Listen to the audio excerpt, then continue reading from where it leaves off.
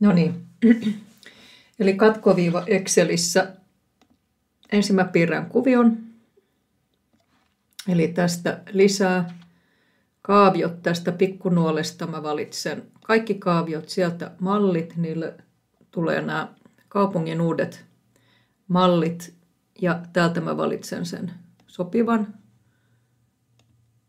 Noin, ja kokoa mä saan suurennettua tästä kulmasta.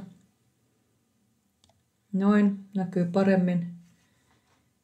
Ja tähän mä voin tietenkin pistää sen otsikon, en nyt muista mikä se oli.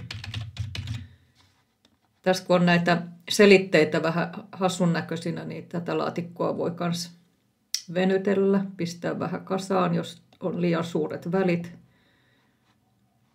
Ja jos ei halua, että nämä on tälleen 15, voi fonttikokoa käydä muuttamassa aloitus.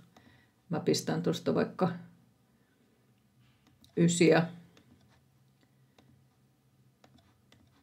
Noin. Oho.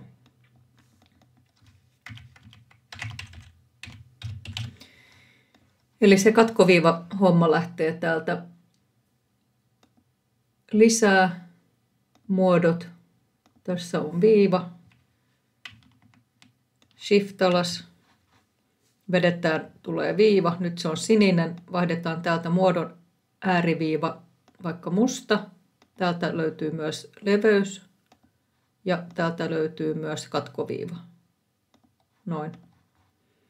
Ja se, miten mä määrittelen sen, nyt laitoin taas shift alas, muuten tää lähtee heilumaan.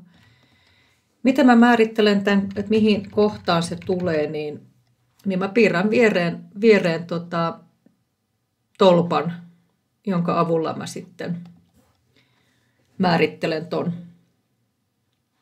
Mutta näin.